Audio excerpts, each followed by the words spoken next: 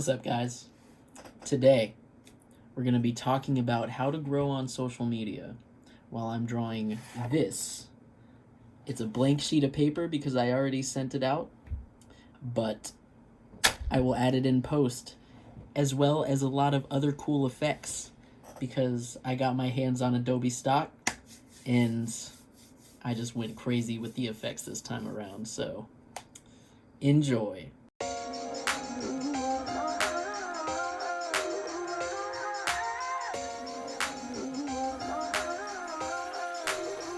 All right, what's up, guys? Welcome back to another video. Today we're gonna talk about how to grow on social media, or at least I'm gonna just try to explain to you guys how I was able to grow a bit and what techniques I used, and hopefully it translates to you and helps you out in the end. I have 5 main bullet points that we're gonna go through as we continue through this video. I realize, like, each video I make, it's kind of like a PowerPoint presentation. And I didn't do many of those in school, I'll be honest. It's surprising, right? I was the kid in the back of the class, drawing in the very back of his notebook, drawing little comics and stuff. Like, I didn't do a lot of presenting. So, as I've stated many times over this short-lived YouTube career, I'm using this opportunity to help better my skills at presenting things. So today I'm going to present to you how I was able to grow a bit on social media. And that consists of 5 main sort of bullet points that I want to kind of expand on. And hopefully if you do these, it'll help you at least gain a bit, but these were all the things that were pretty imperative to what helped me gain a little bit of a following on social media or Instagram. I'm still trying to figure Twitter out, but okay. So we're gonna start with number 1, interaction. I know it's just kind of like that's kind of a cliche thing to say, is to, like, if you want followers, interact with people, but it's more real than you think. Like, when I first started off, I made an Instagram in, I think, 2017 at the beginning of the year, and I didn't really know how to go about posting things. So right when I made one, I just posted like 20 of my most recent drawings all at once, and I didn't really have like a gauge of, whether I should spread these out, because you need content to post, right? I started with I just dropped a stack of drawings, like 20 drawings on my Instagram, which, I mean, I guess isn't bad, because then it kind of shows that it's populated, and it's not just like one drawing. For the people that come across it, they see one drawing. Make sure you have like a good backlog of, a couple drawings you can post like every other day or something. As far as interaction goes, when I first started, I would just go to I would search hashtags like drawing or sketching or artwork, and then I would just go to new, because people are uploading artwork all the time, and all these people are, like, a lot of these people haven't been found or don't have a following. So if they do see that you comment and compliment a drawing or something, they'll respond back, and they probably have the time to check and see who commented, and then they can click on your profile and see, people might like that art, so then they'll follow. What I did was I definitely focused on commenting smaller pages, and just, giving people feedback, being honest, telling them I like their artwork. It was really that simple. I just went to the hashtags, typed in specific hashtags that, relate to artwork, and I commented and liked stuff that I liked. Just, you gotta be genuine about it, right? So I did do that. It was, at the very beginning, it was pretty rough, because I didn't really have any sort of following. So what I did was I set aside like maybe an hour of time in the morning to just do that every day, every single day, because if you're having like a consistent sort of base of interaction, then people can see that you are active, and you're willing to talk to people and stuff. So every single day for like an hour, I went through people's posts and stuff, and I just commented. and through that people will find you, and you'll start, gaining a couple followers here and there. And pretty much, there's a tipping point to that when you get it, when it turns from you needing to reach out to people and compliment to their drawings to, there's enough people following you that they can now see your drawings and share it around, and organically you'll grow just based off people seeing your art. But that's a big point too. Like, even now, to keep the numbers that you have, you just got to be interactive. Comment on people's posts, like them, share them, put them in your stories, stuff like that, and people will see, and naturally it'll start growing from there. And the second part of interaction is respond to people's comments. I'm not the best at this now because I am trying to balance like doing more artwork over social media. Now that I'm kind of at a point where I have more freedom to, focus on my actual artwork, then I don't want to spend all my creative journey on social media. I would much rather spend it all, getting better and making art. So, so that's interaction, just an hour a day, respond to people's comments, on your work, and just be active. How many times did I say interaction, active, in responding?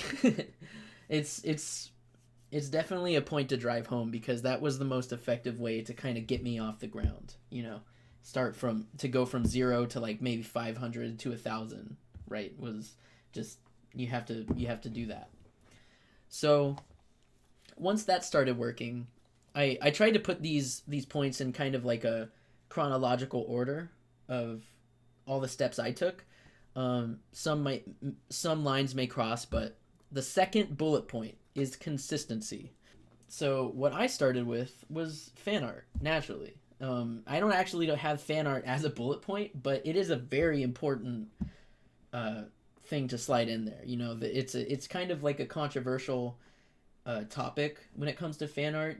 Do you want to get famous off fan art, or do you want to become known through fan art or your own work? I think it definitely helps. Fan art helps, but only to a certain extent. Like, you don't want your whole identity to be based off your fan art, which at the moment I feel like mine might be, but it's definitely helping me get my name around, and helping me, promote my original projects.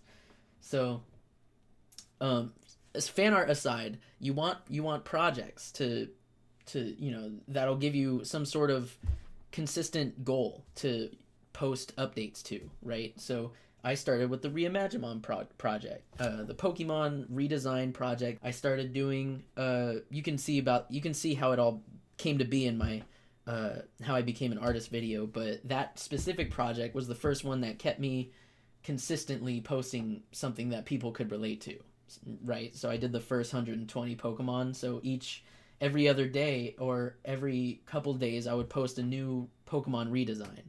And that started gaining a little bit of traction for me. At that point, I was still under 1,000, and I was just redesigning Pokemon, man. It's not hard to come up with like an idea to keep you consistently doing something, whether it be fan art or like a comic, and then you can post like the design bits, like the sketches to it and everything. That kind of leads into the next point, though. But yes, we'll wrap consistency up with just kind of saying that you want to be posting on a schedule that people can expect. They'll expect a new post coming from you, every couple days or something. That's kind of how I have it now. I want people to just like kind of know that if they check back, there'll probably be something new within a couple days. And so that's a pretty important point to get people to want to see your stuff. And so, yeah, consistency, big stuff, interaction, consistency, 2 down, on to the next one. It kind of melds with consistency with the Pokemon project and stuff, but number 3 is goals. I wrote goals/journey. That is just, you want to give yourself something to strive towards, right? And you want people to see that you're striving towards that thing, and It makes them feel good. It makes me feel good when I see some of my favorite artists start a project, and then I'm there like following the whole thing kind of as they go through it. And then Derek Loftman's Ruin World is a good example. I was following him as soon as he started just like posting sketches of it, just inklings of ideas. And then it was like a year or two, I believe, that he eventually made a Kickstarter for the first 5 issues. And I think that was it. It was just a one shot graphic novel with the 5 chapters or something. But it was just kind of cool to see the whole production line of that, because he would post updates and inks and stuff. It's a pretty good example of just something that can give you multiple posts and just content in general, while at the end it can give you just one nice project that you can wrap in a bow and call done, and people can, they can maybe purchase it, and it'll be a special item because they kind of went with you on that journey. So goals and journey, dude. Projects people can see you begin and end. Show people something that you're aspiring to do.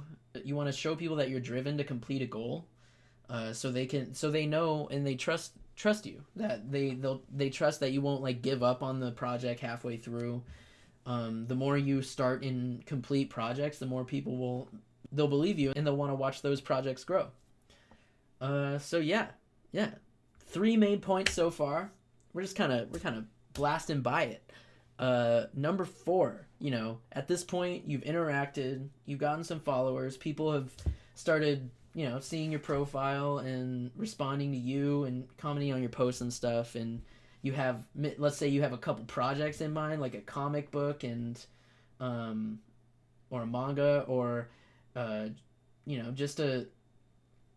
or like a big painting or like a big piece with multiple characters in it. That's one thing I do a lot, is I'll just make a big collage piece and I'll post separate characters, and out of each post that'll give you a bit more content to keep your schedule a bit more consistent. And so yeah, you got some projects going, you got some interaction happening, things are being consistent, people trust you. Now you're at the point where you want a bit more exposure outside of the social media realm, right? You want a bit more face-to-face contact, which, during these current times, I don't want to date the video, but it's currently May 2020, and at the moment, it's probably not the best idea to be doing conventions or stuff like that. But when the world gets back to normal, you're gonna want to promote yourself through going to conventions, tabling, comic cons, any sort of comic conventions. You wanna try to like get a table. It's usually around $100 to $200 to buy a table, and just start local, man. I want to make a whole separate video about doing conventions and kind of the details of how I went about doing it. But for now, I'm just gonna use it as a bullet point that doing these things definitely punch up your image a bit more when people can see that they see your artwork online, and then they can attach a face to the artwork. It's a pretty cool thing for them, and it's pretty cool for me too when people are like, what, I see your art online, this is you. And it's definitely good to get your face out there so people can kind of attach that to your art. So yeah, conventions, you got to be confident, take every and other than conventions, you got to be like confident in taking any sort of opportunity you can to expose yourself more, like whether it be people asking you to come on a podcast, or sort of submitting your art to competitions or something, where people could see and they can attach your social media to their contest or something, so more people can kind of be brought in through that way. Mostly though, I'd say doing conventions and kind of running the whole circuit that way is a good way to get exposure. So that's 4 points. We're at 4 points in. We're banging through like a dang kazoo. Oh, open Zoo Tycoon so I can make a zoo. Okay, anyways. Exposure, we got start going to... I wrote it down but just because I can keep track of everything. But the last one is giving back. At this point, you've gained a pretty good following. If you've done the past 4 points, interaction, consistency, goals and journey, and exposure, You've done the 4 steps. You've interacted. You've been consistent. You have some goals. You have some projects under your belt. You've exposed yourself a bit. At conventions, people know who you are. So now that your art is being sort of organically shared amongst everybody instead of you needing to kind of shove it in people's face, you can focus your time on giving back. Share other people's art. Use your following as a way to help other people.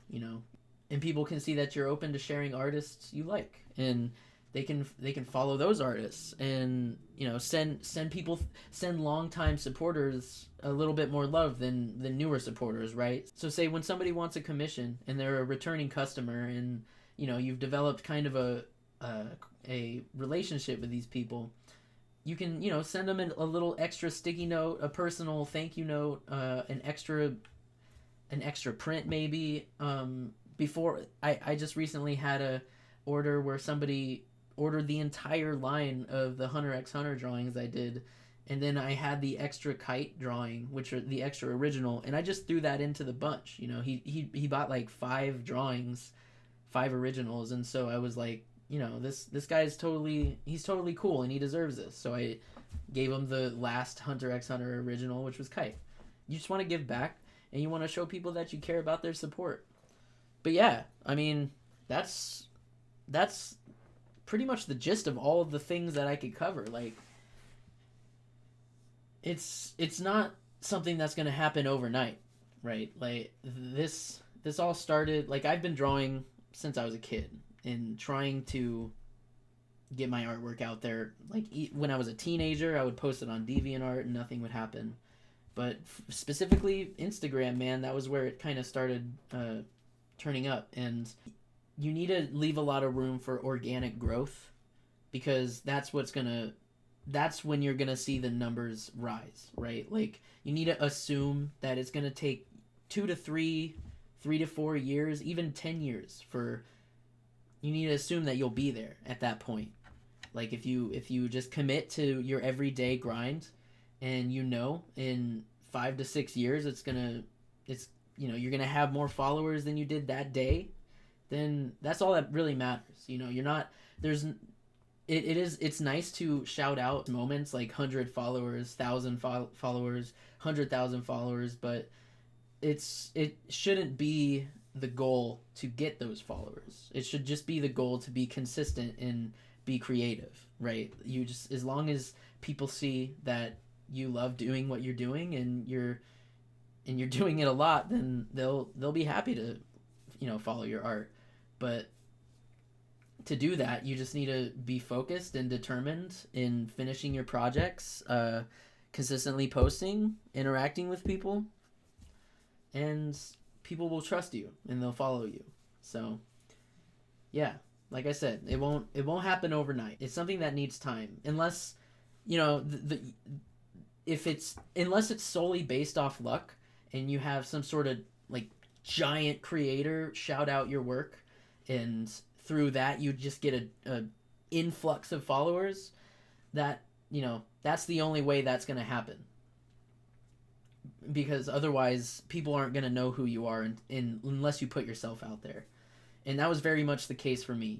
There wasn't a lot of opportunities where people would shout me out, so I just had to be really annoying about how much I posted my art. And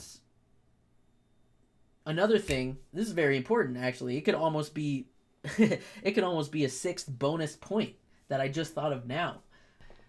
Multiple places to post. That's important to me now. I have a Twitter, a Instagram, a TikTok. I post on Imgur. I post on Reddit. Post on Facebook. I just post everywhere, just like so everyone can see it. I mean, that might be a little annoying for somebody who follows me on every single platform, but I don't know. I see it's more worth just having it accessible to everybody where anybody prefers to be, right? So there you go. Extra bonus point. Multiple places to post. I can't think of one. I can't think of like one cool word to fit that sixth point as.